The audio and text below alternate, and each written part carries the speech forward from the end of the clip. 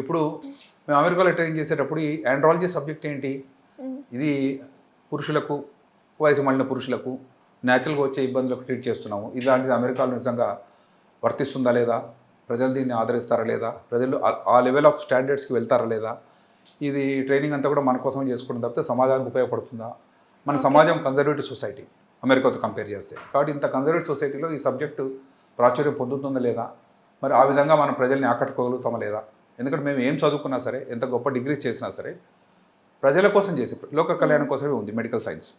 So ఆ ప్రజాసేవ లోపల ఈ సబ్జెక్ట్ కూడా ఒకటి ఉందని, దానికి చాలా ప్రాధాన్యత ఉందని, దీనిలో యాక్టివ్ మ్యారీడ్ లైఫ్లో బాగున్న వాళ్ళు మాత్రమే ఎక్కువ కాలం జీవించే అవకాశం ఉందని ఇది చాలామందికి తెలియదండి. ఎందుకంటే ఎందుకో చెప్తా, మనం శరీరంలో అందరికి కొలెస్ట్రాల్ ఉంటుంది. ఆ కొలెస్ట్రాల్ వచ్చిందని చెప్పి గబగబా టెస్టులు చేసుకొని దానికి ట్యాబ్లెట్ కార్డియాలజీ దగ్గర వెళ్తాం. గుండె డాక్టర్లు అటార్లిప్ అని స్టాటిన్స్ అనే డ్రగ్స్ ఉంటాయి, అవి ఇస్తారు. అవి వాడేసుకొని అమ్మయ్య నా కొలెస్ట్రాల్ తగ్గితే బాగుంది అనుకుంటారు. ఎందుకంటే కొలెస్ట్రాల్ పెరిగితే గుండెలో బ్లాక్ అవుతుంది, గుండెలో కరోనరీ ఆర్టరీస్ బ్లాక్ అవుతాయి, చిన్న చిన్న అడ్డుగా కాల్షియం డిపాజిట్స్ అవుతాయి, కొలెస్ట్రాల్ దాంట్లో పాటై ఉంటుంది. 2 వెసల్ బ్లాక్ అని 3 వెసల్ బ్లాక్ అని స్టెంట్స్ చేయించేసుకుంటారు, బతికి బట్టగడం సంతోషంగా వస్తున్నారు. కానీ దీని మూల కారణం ఏంటి అంటే, మన శరీరంలో ఉన్నటువంటి కొలెస్ట్రాల్ వీర్యం తయారు చేయడానికి, పురుషుల్లో ఉన్నటువంటి సెమెన్ తయారు చేయడానికి ప్రికర్సర్ అంటే మూలం. ఎవరైతే సెమెన్ని విడుదల చేయట్లేదో ఆ కొలెస్ట్రాల్ అలాగే పేరుకుపోతుంది. పేరుకుపోవడం వల్ల ఎక్కువగా ఉన్న కొలెస్ట్రాల్ గుండెలో డిపాజిట్ అవుతుంది. అదే హార్ట్ అటాక్ కారణమవుతుంది, అదే మన డెత్కి కూడా కారణమవుతుంది. అంటే కొలెస్ట్రాల్ని రెగ్యులర్గా వాడకడం అంటే ఏంటి, మ్యారీడ్ లైఫ్లో పాల్గొనడం, వీర్యం తయారు చేయడం, దాన్ని విడుదల చేయడం. ఏ వయసులో వాళ్ళైనా సరే, 99 సంవత్సరాలు వచ్చింది అనుకోండి, నేను ఎట్లాగో చనిపోవడానికి కాళ్ళు చాచి కూర్చున్నాను అట్లా ఉండదండి. ఆ వయసులో కూడా అతను కొలెస్ట్రాల్ విడుదల చేయాల్సిందే. అలా చేయడం వల్ల వారి లైఫ్ స్పాన్ పెరుగుతుందని, వారి క్వాలిటీ ఆఫ్ లైఫ్ పెరుగుతుందని. ఎవరైనా సరే మనము బెడ్ రిటర్న్గా 110 years బతుకుదాం అంటే ఇష్టపడమండి. మన ఇతరులతో డిపెండ్ కాకుండా సొంతగా అన్ని పనులు చేసుకుంటూ ఇతరులు ఆ సమయంలో బతకడానికి ఇష్టపడతాం. కానీ ఆ కాళ్ళు పక్షవాతం వచ్చేసింది, ప్రతి ఒక్కళ్ళు వచ్చి మన పక్క జరిపి అటు తిప్పి ఇటు తిప్పి 2 గంటలకు ఒకసారి చేయాలనుకోండి, ఆ లైఫ్ ఎందుకు చనిపోదాం అనిపిస్తుంది. కాబట్టి ప్రతి ఒక్కళ్ళు సంతోషంగా ఉండడానికి, సొంతగా ఇండిపెండెంట్గా బ్రతకడానికి అవకాశం ఇస్తుంది కొలెస్ట్రాల్ తగ్గిన వాళ్ళు మాత్రమే.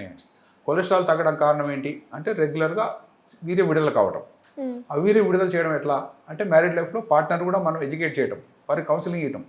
ఎవరైనా పురుషుడు వచ్చాడు అనుకోండి, కొన్నిసార్లు భార్య కూడా పిలుస్తామండి. ఎందుకంటే వాట్ ఈస్ హర్ అప్రోచ్, ఆమెకి ఈ విషయం తెలియకపోతే ఆమె కూడా ఎందుకులే 70 సంవత్సరాలు ఎందుకు అనుకోవచ్చు. కానీ తన భర్త ఎక్కువగా బ్రతకని ప్రతి స్త్రీ కోరుకుంటుంది. అందుకు తను సహకరిస్తుంది, తన వంతు సాయం చేస్తుంది. కాబట్టి మ్యారీడ్ లైఫ్లో ఒకరితో కుదరదు కదా, అంటే ఇద్దరిని మనం కౌన్సిలింగ్ ఇస్తాం. ఆ తర్వాత ఇద్దరు సంతోషంగా ఉంటారు, ఇద్దరికీ ఎక్సర్సైజ్ అవుతుంది, ఇద్దరికీ లైఫ్ స్పాన్ పెరుగుతుంది, ఇద్దరు సంతోషంగా ఉంటారు. ఇంకో ముఖ్యమైన విషయం, ఎవరైతే మ్యారీడ్ లైఫ్లో యాక్టివ్గా ఉంటారో వాళ్ళకు అనేక లాభాలు ఉన్నాయి. ఒకటి, బరువు పెరగకుండా ఉంటారు, ఫ్యాట్ డిపాజిషన్ తగ్గుతుంది. మనందరం పెద్దవాళ్ళకి చెప్తుంటాం, లేక మనం కూడా బాగా వాకింగ్ చేసేస్తుంటాం, 4-5 kilometers నడుస్తా అని గర్వంగా చెప్తుంటాం. ఒకసారి శృంగార ప్రక్రియలో పాల్గొన్నప్పుడు ఎంత క్యాలరీస్ బర్న్ అవుతున్నాయో అవి almost 380 calories.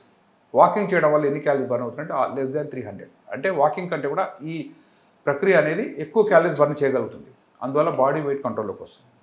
Second, memory loss తగ్గుతుందండి, అల్జైమర్ డిసీజ్ అని ఉంటుంది. ఇవన్నీ మ్యారీడ్ లైఫ్ వదిలేసిన వాళ్ళకు మతిమరుపు తొందరగా వస్తుంది. ఎందుకంటే బాడీలో ఉన్నటువంటి లేక బ్రెయిన్లో ఉన్నటువంటి సర్క్యూట్ సరిగా పనిచేయట్లేదు. కాబట్టి ఆర్గాజంలో ఉన్నటువంటి యాక్షన్ పొటెన్షియల్స్ కానీ, దావానాలను లాంటి ఎలక్ట్రికల్ కరెంట్స్ కానీ చక్కగా పాస్ కాలేదు. కాబట్టి ఆ సర్క్యూట్స్ అన్ని మధ్యలో బ్రేక్ అవుతాయి. కాబట్టి మనం కొంతమంది మర్చిపోవచ్చు, కొంతమంది గుర్తుపట్టలేకపోవచ్చు.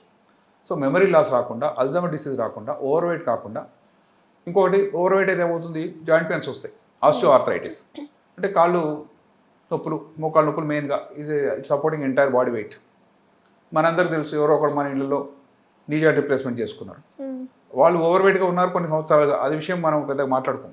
కానీ నీ జాయింట్ రిప్లేస్మెంట్ అయితే అమ్మోరు చేయించుకున్నారు జాయింట్ రిప్లేస్మెంట్, అదో జబ్బులాగా దానికి ట్రీట్మెంట్ అయినట్టుగా కాదండి. అది మనం చేసిన తప్పిదం వల్ల ఓవర్ వెయిట్ అయ్యాం, లేక దాని సరైన చికిత్స తీసుకోకపోవడం వల్ల ఓవర్ వెయిట్గానే ఉండిపోయాం. దాని పర్యవసానంగా నీ జాయింట్లో ఫ్రిక్షన్ ఏర్పడ్డది.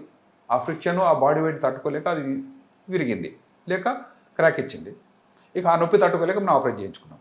కానీ ఎవరైతే మ్యారీడ్ లైఫ్లో యాక్టివ్గా ఉంటారో వాళ్ళకు జాయింట్ పెయిన్స్ రావు, ఓవర్ వెయిట్ లేరు కాబట్టి. నెక్స్ట్